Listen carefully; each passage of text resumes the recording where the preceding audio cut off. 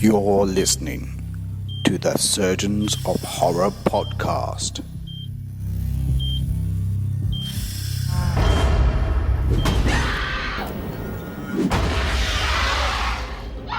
It means something, and another element. And that's the brilliant thing about, too, this film isn't just the cinematography that is so intriguing. The story and what's said throughout it makes you go, oh, we can look at this on so many different levels, like even just the intergenerational thing of the murders. And you go, well, it's not just Delbert Grady who was referenced in the first scene. It's Delbert Grady's son was the one referenced in the first scene. Charles Grady is the Delbert Grady was the father, so it happened twice in that family. Yeah. So that's the thing. There is a lot of there's a lot of repetition and history repeating, and the idea of cyclic things moving in cycles all the time. Yeah, sounds like George Lucas. And like, poetry, they rhyme. Mm-hmm. Mm-hmm. Every stanza kind of rhymes with the last one. Hopefully, it'll work. And the synergy that comes with that. And so I think, for me, like what I'm just realizing now when you were talking about the mirrors is. That's the way of the world that we live in is reflected in upon itself. And so we get this constant duality effect that's going on within it. Even the mirror, there's a shot which Jack Torrance is waking up. Wendy wakes him up in the early days. Yes, I know the bit. Exactly, and it's shot in the reflection. The camera is aimed at the mirror, and the angle at which the mirror is at is showing Jack Nicholson.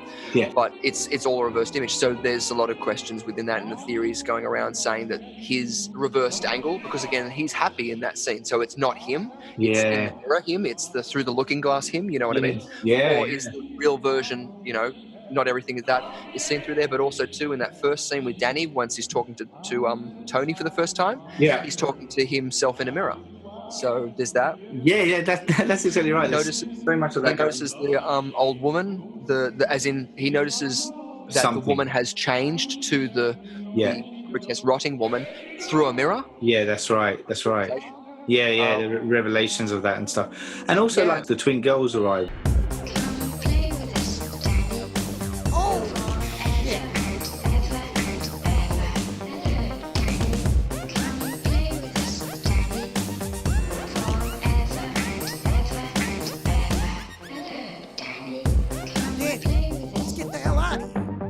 That's kind of got that kind of mirror image of each other as well, and symmetry and stuff, and the famous shot of the blood coming down. I was about to say, all comes together nicely, really. Yes, and again from the cinematography and those opening shots, even from like the maze and stuff, shooting those in such a symmetrically pleasing way. Yeah, it invites any absence of that to be a kilter. It'll push you ajar.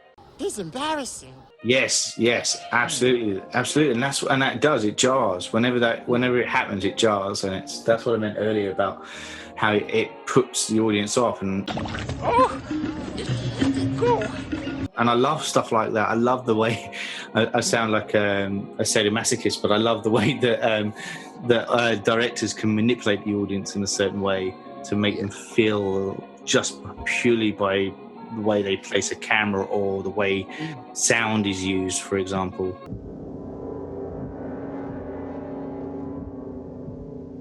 Yeah, it's so good. We get Jack going into the gold room and he meets the bartender Lloyd. And, the hair of the drunkard bit me, Lloyd.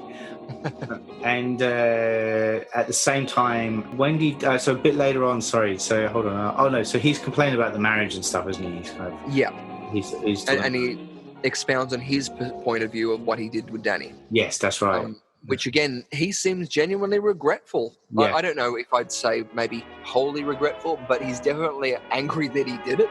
Yeah. But also blaming anyone he can. Yes, exactly. Anyone but himself. Yeah. Which at the point too, he is also, either psychologically or supernaturally drunk alcohol. So at this point, he believes himself, even by placebo, to be inebriated or becoming. Yeah, that's right. Oh, something else that's I'm still going back on the mirror thing, but it's interesting again with the personality trait that you just pointed out about how Jack is never takes ownership of his actions and he's always deflecting them, and yet he's admitting this scene to a fictional or ghost-like character in front of a mirror which is reflecting that back on himself. Yes. Yes. So and he to the can't point, hide from his thoughts. He's always going to be trapped within them. yeah, exactly. And then at the point which we, I think, next see Wendy, is she runs in and literally sort of turns him around, pulls him around from that, like out of the mirror state. Yeah. It's almost like that hypnotic circle going around. Exactly. It's him seeing himself how he wants to be, somewhere where, like, I think it was also Prohibition times. I'm not too sure. Yeah, I think you're right. Yeah, because there is that whole thing about that. Yes, and that's in the book too, and that's a whole section. Yeah, because they've got alcohol there. Yeah, that's right. Yeah. So it's obviously, again, this privileged high society. Yeah. Which again, even with William Randolph Hearst, they were getting alcohol and stuff like that. Yeah. That's it. That's right. Yeah. But yeah, so again, it's this sort of entitlement. This is where he wants to be at the stage he wants to be. I could live here forever. I could live here forever. Yeah. But yeah, so you're absolutely right. That mirror thing is definitely playing off on a major point, and it's also so subtly done. I feel like in the film, it doesn't smash you in the face, even to the point of the maze. And it's probably me stretching it here, but after watching it recently with the mirror maze, that's usually what we think of as a mind-bending experience, going through a mirror maze. Hedge mazes, yes, because you get lost, but a mirror maze is scary. You run into walls and stuff like that. So even playing with that, with the idea of having the hedge maze, is an interesting thing. Because on maze theory, there's again, H.H. Holmes, the way he designed part of his rooms were to disorientate you. So you would round a corner and you're expecting it to go into either a hallway or into a whatever. And it just, again, sends you ajar. Everything's so lined up until you get to ajar. And that gives you a pause in your mental process that you can get jumped. And so obviously he would use that opportunity. At least this is what he has said in his testament, which again, you don't know if he was just doing it for the scratch. But again, it's true even with hypnosis. When you were talking about before, the idea of using sound and visuals, hypnosis, a lot of the time you can just do that. You'll create a tone and a rhythm, but then when you break that, you want to seek home. You want to seek friendly. There's different inductions that are primarily based on you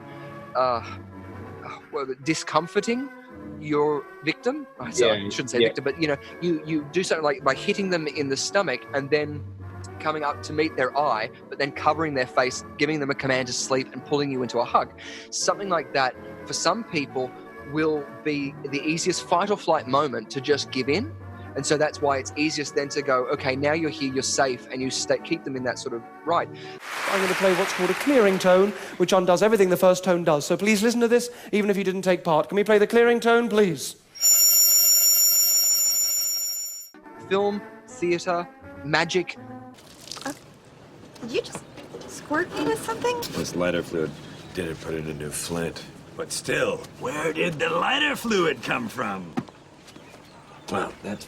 Anything I feel that's trying to invoke an emotion and does so in a similar sort of fight or flight, you'll feel that serotonin rush, that mind, is because, again, it's that perfect combination of how to get you into that vibe. And so if you've got the willing participant, someone who puts their hand up to be part of hypnosis, or someone who goes and pays a ticket to a theatre show or a movie show, you hope, and most of the time, you've got that little bit of investment that, you see a film like this and you're on the high ride, because any Kubrick films, if you want to have fun with it and you let yourself into it, it is a ride that will stick with you. The images, the sounds, even again, Clockwork Orange, I saw that before I think I saw The Shining. Yeah, I think I did too. A lot of that is, resonant in my head. Even for the death sequence when he kills the woman accidentally, that is so prominent. And not because of the subject matter of he kills her with a penis, not for the subject matter he's breaking and entering and about to rape her. Like the fact that he didn't mean to kill her. Then he goes outside and his droogies turn on him.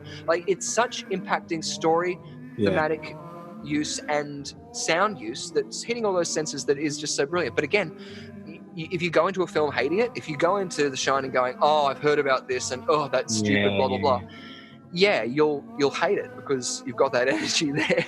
I think. Sorry, but to go off on a massive tangent there. No, that's cool. That I think is prevalent to the idea of The Shining, which again is that it's psychic or it's supernatural or it's that sixth sense which we can't all put our finger on definitively, but we all feel that we collectively share. Yeah, that's right. And so I guess that the concept here is like, or the next kind of sequence is coming back to Danny, essentially. And when the reason Wendy spins Jack around is because she's becoming concerned about him and the impact that the hotel is having on him. And she's specifically, she says that Danny said it was a woman. There's a crazy woman in one of the rooms. There's a woman in this room. That's right. It's more to the idea of someone else in the hotel and hurt our son. Yeah. And she's flipped like that. And it also does say about the character of Wendy going through this, like, you know, as in even explaining away the dislocated arm or the broken arm or whatever it is, to then now it couldn't have been Jack. Yeah. It's thing. Having said that, I do think if you're that isolated, if your son, the victim has just told you it was somebody else, you would probably go, I need to get a guy who used to swing an axe or whatever.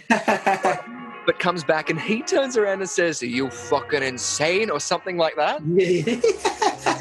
Are you out of your fucking mind? Great. I know it. Yeah. He's totally in this house now. He's sharing this psyche of just going, "Oh my god, this bitch."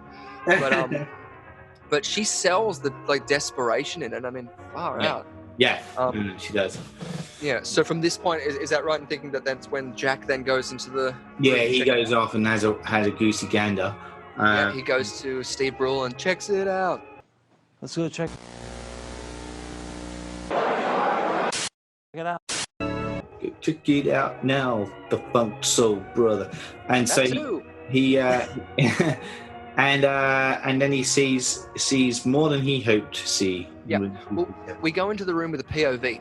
Yeah. Which is interestingly enough what we saw before in Danny's vision. Yes. First thing, we go in, we scan the room, and then we get into the bathroom, and it's still POV until I think Jack Nicholson walks into shot. Yeah. And then we see the young, seductive, beautiful, completely naked, unshaven girl. Yep. Stepping out of the bathtub in all her glory, then goes up and embraces her and starts to kiss her.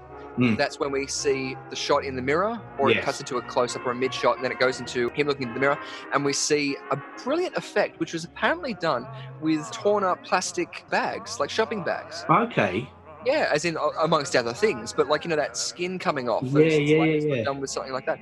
But yeah, it's what would say, I maybe stretch to say this poor woman is not grotesque, but definitely not the woman he thought she was.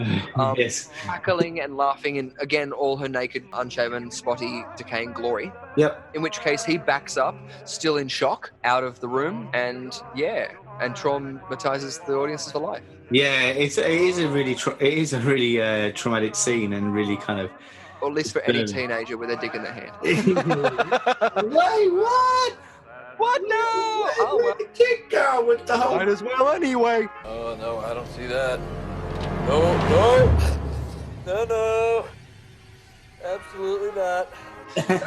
I went ages ago. Premature ejaculation. I've shared too much. The second you heard, "Hi, I'm Shelley Duvall." It's like, oh. Hello, I'm Shelley Duvall. Hello, I'm Shelley Duvall.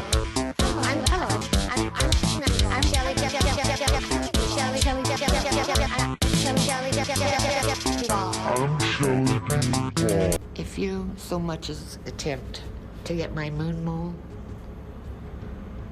I'll kill you. There it is. So, yeah. It is. Whoop, there it is, Hitman. There he is. There he is. I just came in. The